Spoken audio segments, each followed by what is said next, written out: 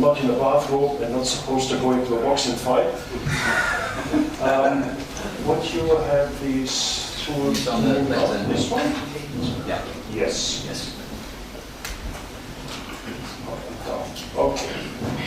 So Ludek just explained from an economical point of view why we are where we are, and hopefully where we are going from here.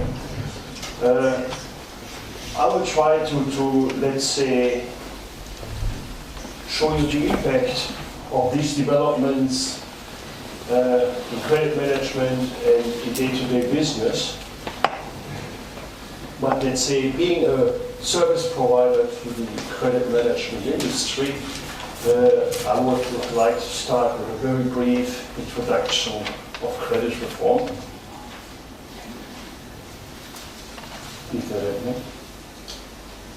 Yes.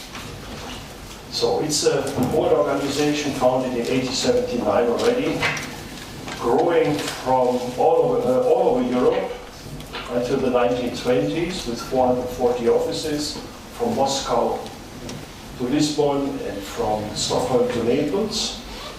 But after World War II, everything was closed down.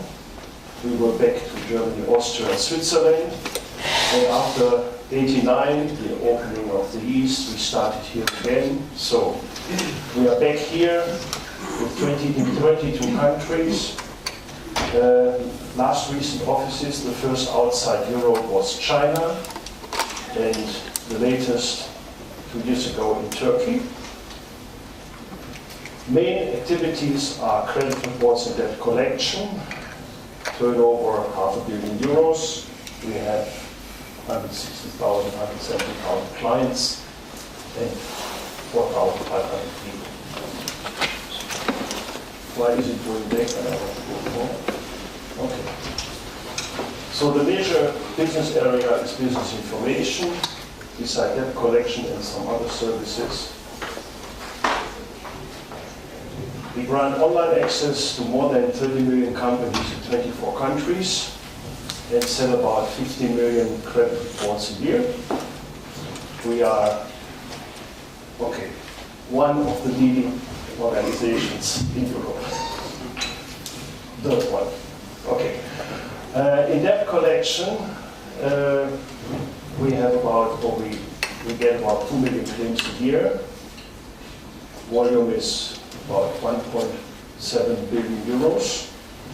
And regularly we settle 40 to 55% out of court amicably, depending on the country and the legislation. We have a couple of daughter companies for other services, like microgeographic analysis, which is Micron, and direct marketing. In risk assessment, we do also have consumer credit, Universum, which is next to Schufa and InfoScore number 3 in the German market. And we have ECAI, a rating agency, also recognized by the European Central Bank. And beside debt collection, we are also Creditreform portfolio management in non-performing loans. In Czechia, we originally started in 1890. As I said, closed after World War II. We reopened in 92. Again, major business is credit reporting and debt collection, but also some marketing information. It's of course a smaller market compared to Germany, where our home country is, but we are doing well, and I think the service is very acceptable. So let's get started. Payment behavior in Europe. Different studies, you can have more or less different figures from all the studies, but there is a general trend. Most commonly, agreed terms are 24 to 30 days in most of the countries. In some of the countries, like Estonia, Latvia, or Bulgaria, it's less than 20 days. But of course, the further you go south, the longer it takes to get the money. So France, Italy, but also Hungary, Romania, and so on, will go 44 to 66 days. This is not crucial because agreed terms are agreed terms. Everybody can make provisions for it and can deal with it. More critical is the delay of payments beyond the agreed date. And this is difficult to assess because the average delay, as indicated here, is just an indication what to prepare for in general, because beside the actual delay, it's the amount overdue, which is of vital importance.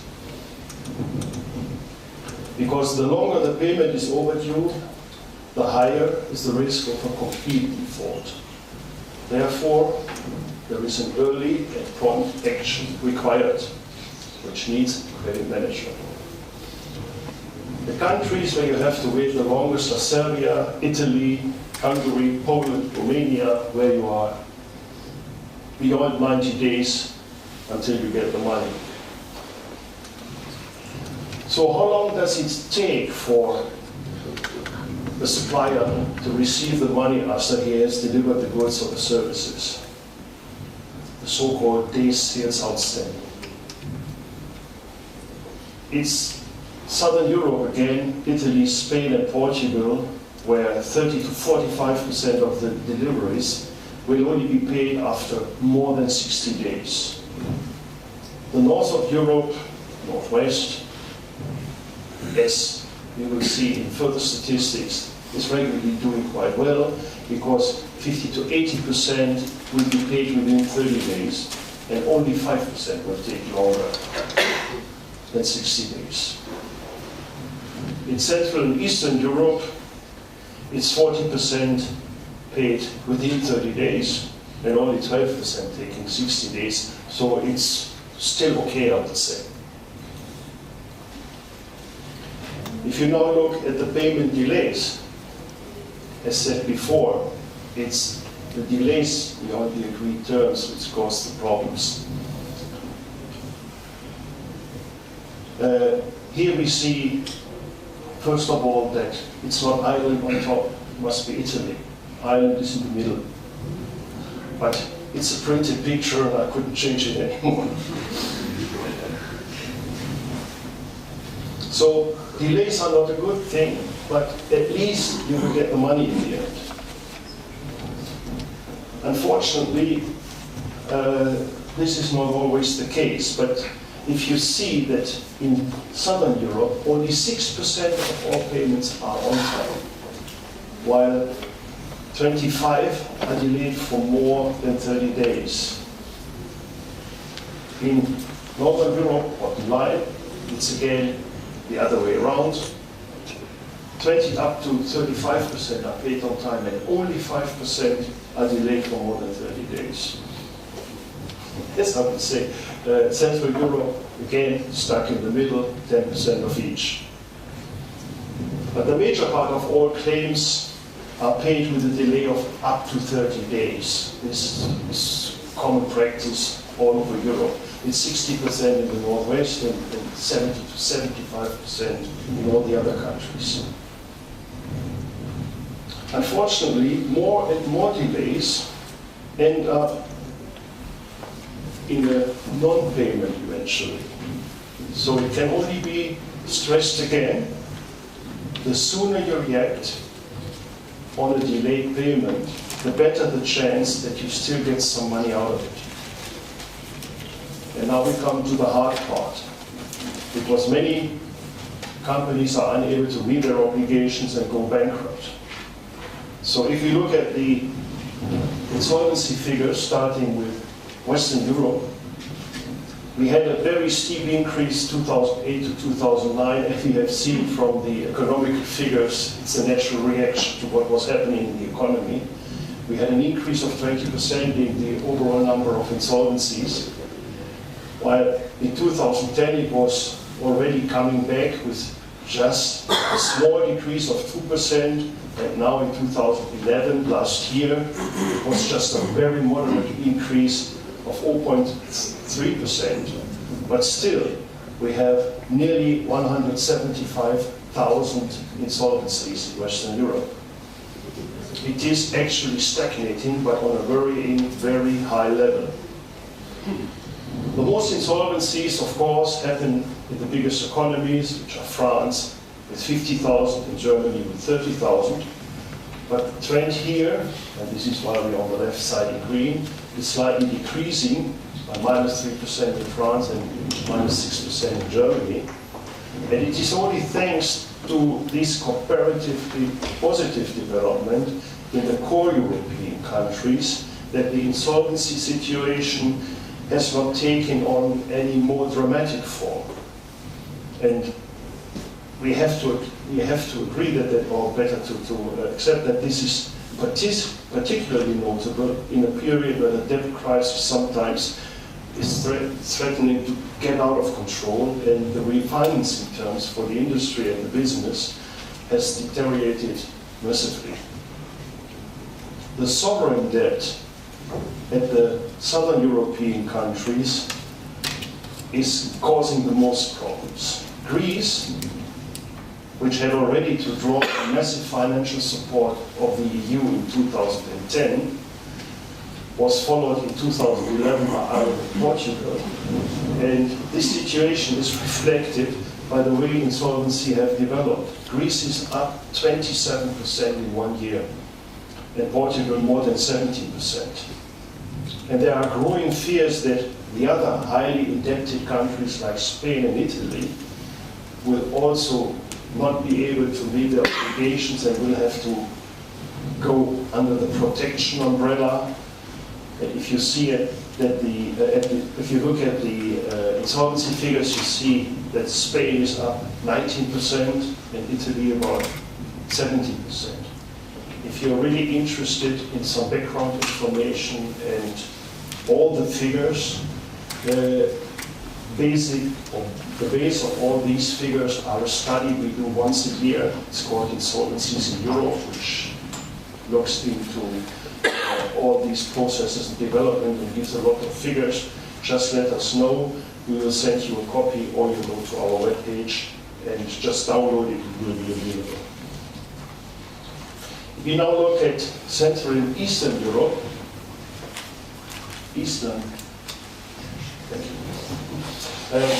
we have a very modest economical development in those countries,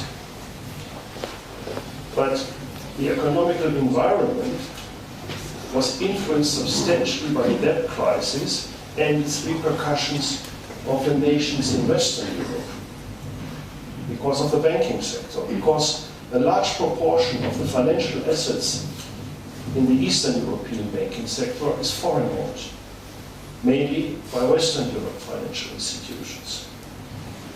Also, this strong presence of the foreign financial institutions is generally regarded as having a positive influence. It's a difficult situation confronting the Western European parent banks, which impaired their ability to support subsidiaries in Eastern Europe to restructure the balance sheet.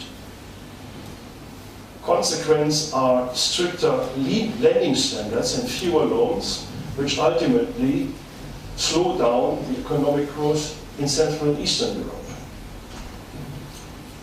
And this extremely difficult financing environment, of course, damaged the business in general in Central and Eastern Europe, and is clearly shown in the insolvency development. Following a massive rise of 14% from 2009 to 2010, the total number of insolvencies in 2011 increased again by 6%, reaching now nearly 40,000 defaults. But there were also declines. The biggest ones were registered in the Baltic states, Estonia -50%, and Latvia -2/3, and also Romania with a down size of -16%, quite good. Regarding Latvia, it has to be mentioned that this is a very good example on how to deal with debt reduction. Because the country's management, the country's finances were excellently managed, and this has led to fewer cuts in state demands with highly positive effects for the local business.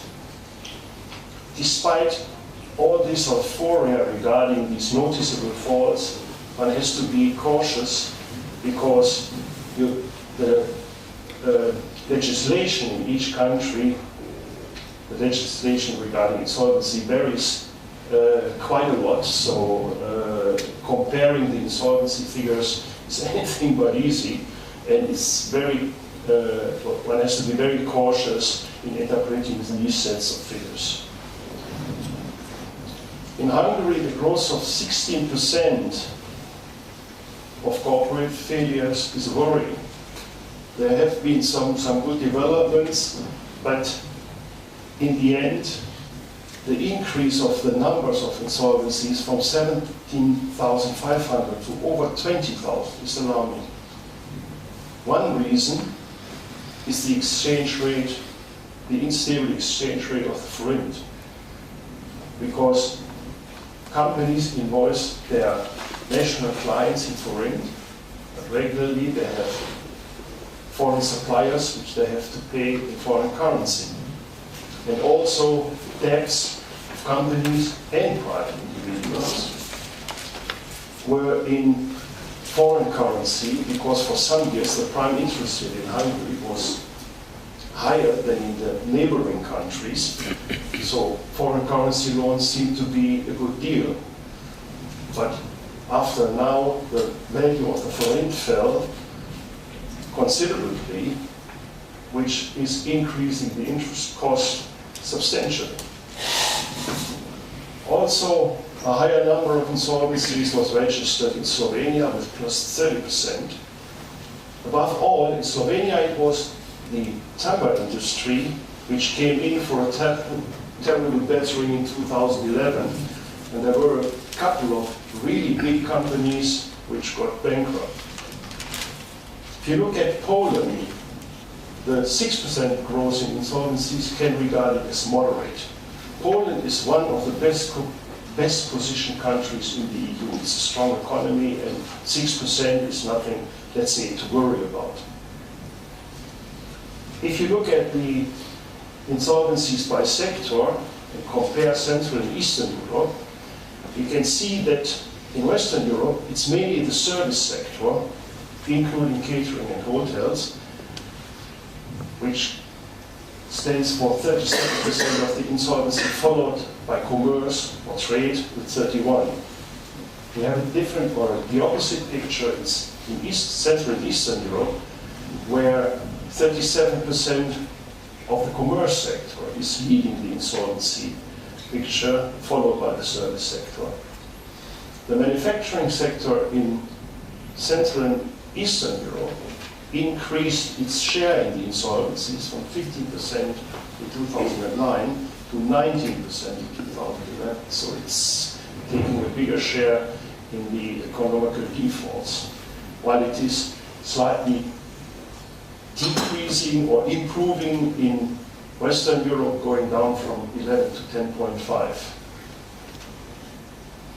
The picture for the Czech Republic shows that here the commerce sector represents an even bigger part with 42%.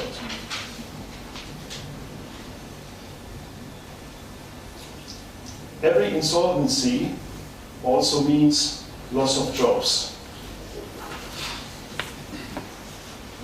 In 2009, nearly 2 million jobs all over Europe were lost by insolvencies.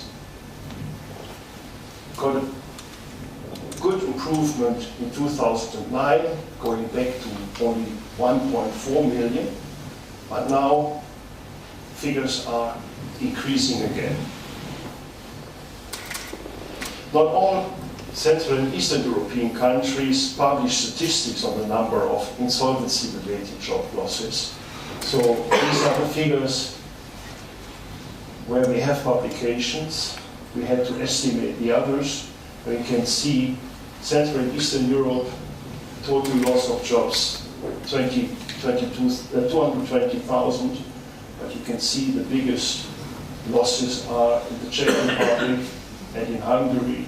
Of course in Poland, but Poland compared to Hungary and Czechia is a much bigger economy.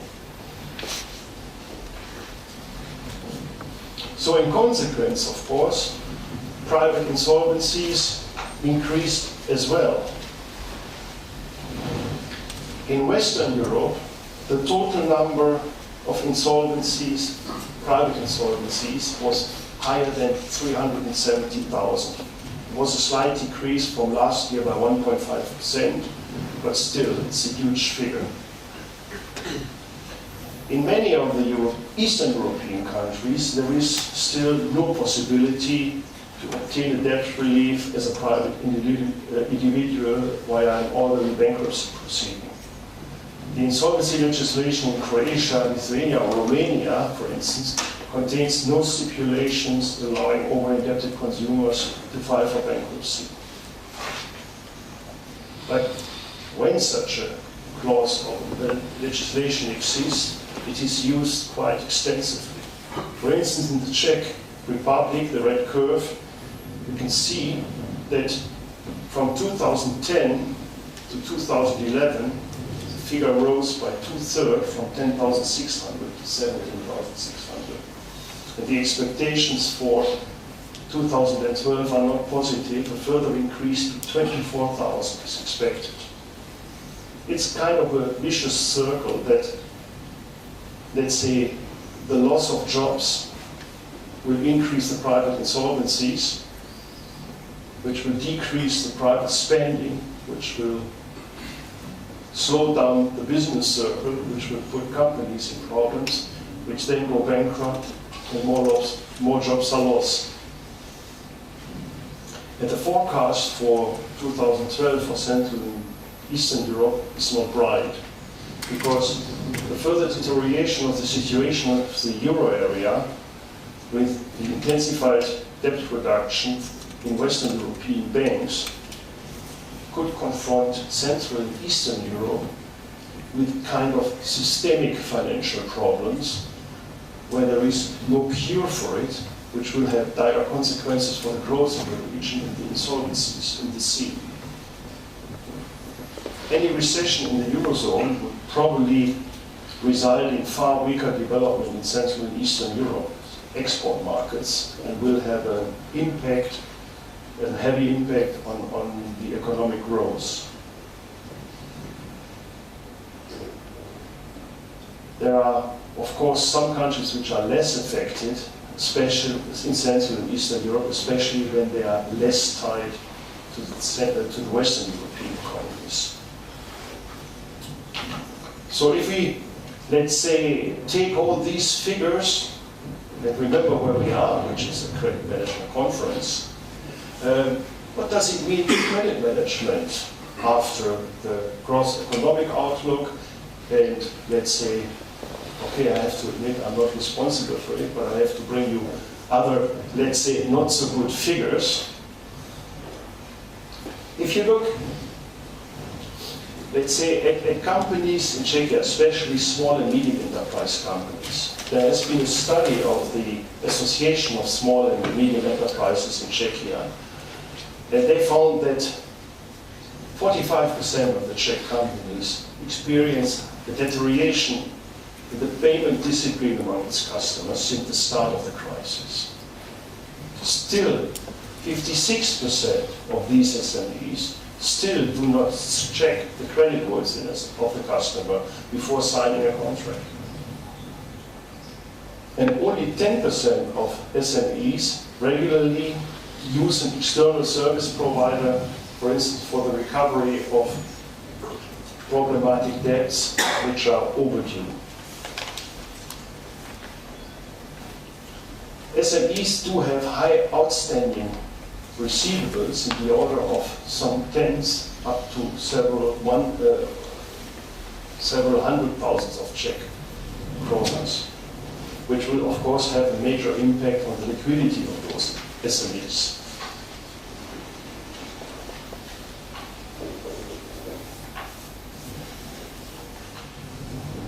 There are 2.2 million, about 2.2 million registered companies in Czechia, but only slightly more than 1 million are really commercially active. More than 1.2 million don't do business anymore. Out of this, more than 1 million, close to 80% are individual entrepreneurs. So there are about 200,000 corporates who are active in business. A designated credit management, but is only a typical function in large international companies.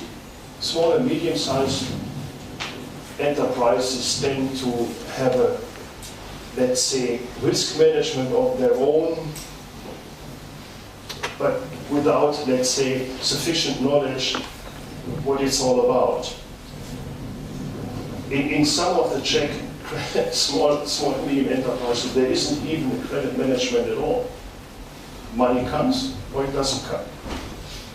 And claims forwarded to third parties for collection are regularly transferred very late, only after they are 90 days overdue.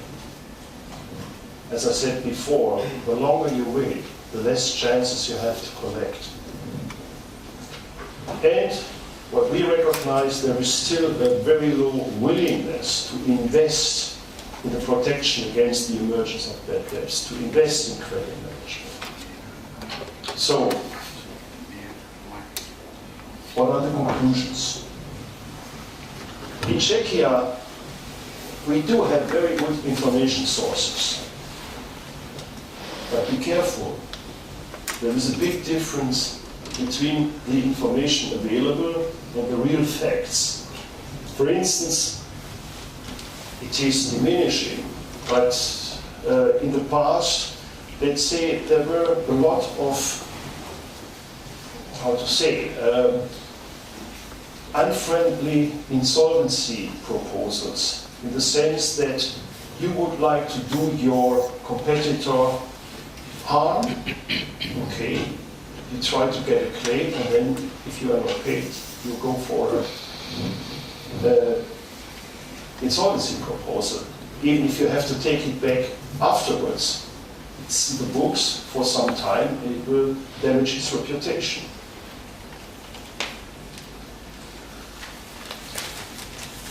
There are published financial statements which are freely available in the trade register, so you can pull it from the internet, have a look how your client is doing or what his financial status is.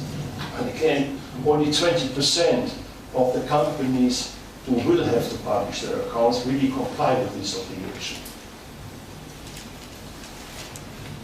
Agreed payment terms are very often disregarded, and this is something which our industry is pushing for.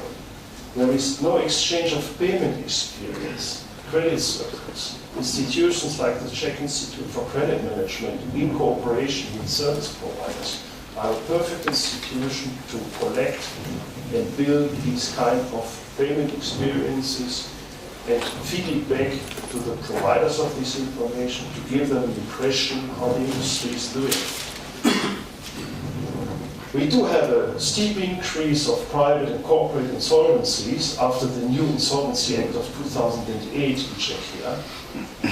But it also calls, and this especially calls for improved and professional credit management. But instead, what do we find? Budget cuts for credit management services. So what is the situation in Czechia? Companies give priority to maximize sales over reducing risk exposure. There is still kind of do-it-yourself credit management in many Czech companies. So the resume is, there is a lot of work to do for the Czech Institute of Credit Management, and you better get going.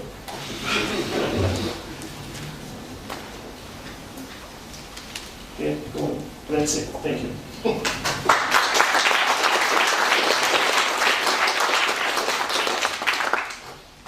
Anybody have any questions, Dieter?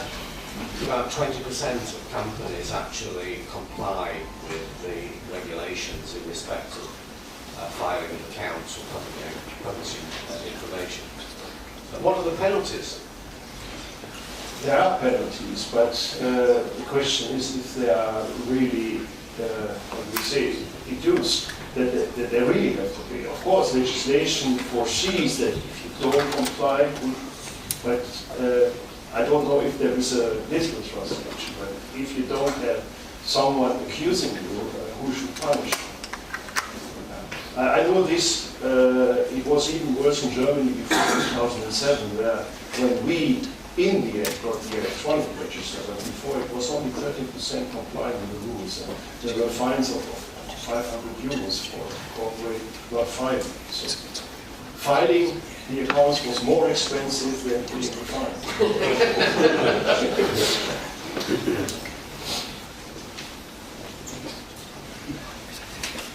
Just to add on this question, the penalty, it's very low.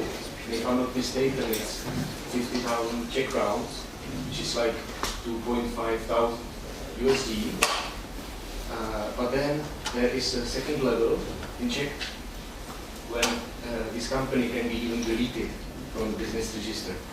Of course, in real, it does not take place. Dieter, you talked at the beginning about the fact that the credit reform looks across 22 countries and so on and so forth. Does your approach differ in one country from another, or do you use the same processes across Europe? Differ is the least you can say, because we are a group of companies, so each national company is independent, commercially independent from the others, but they all work under the same umbrella, and all the name rights and license rights are with the German organization. So they set the standards, but there are two principles. First of all, whenever possible, we would like to have a national investor running the national operation, and it's always done on national legislation and national circumstances, in the sense that you cannot run a company German style in Czechia or in Poland. You will be out of business quite soon. And we know all about the American example where it led to in Europe. Yeah? So it's not going to work. You need to be on the spot. Especially debt collection, you have to be close to your customer, you have to, or to the debtor, you have to know what excuses he can have and where he tries to avoid payment and how to prohibit it. So it's all about, let's say, for all businesses local.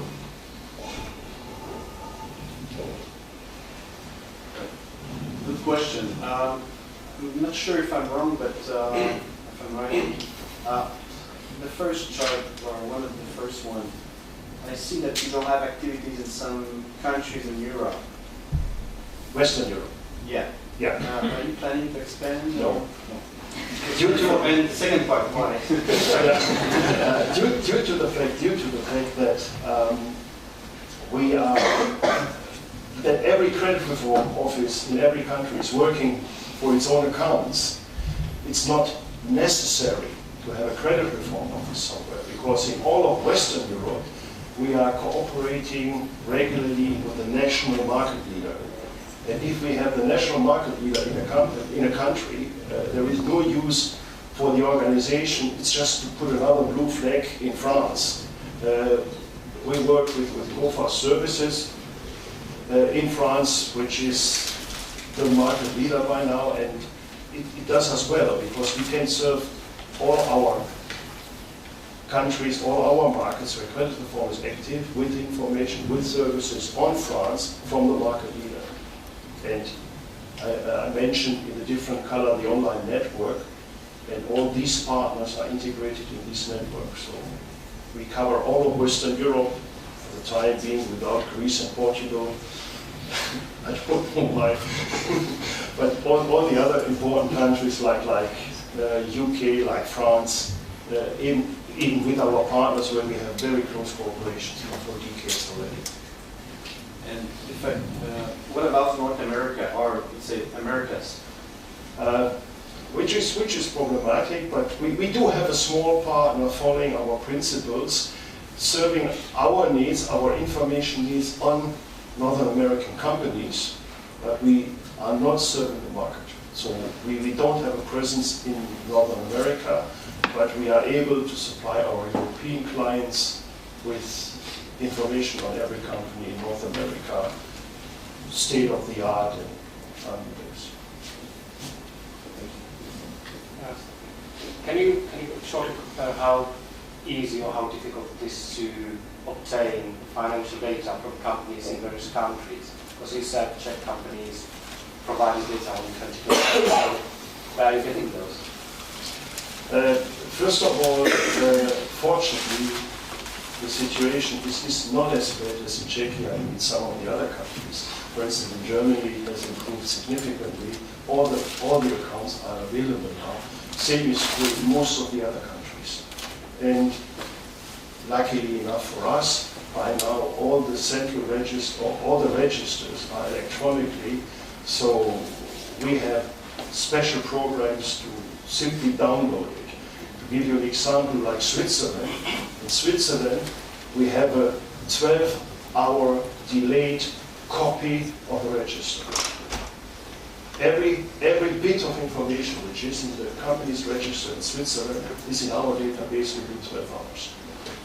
So we have even more information than the register because we add a few of the others.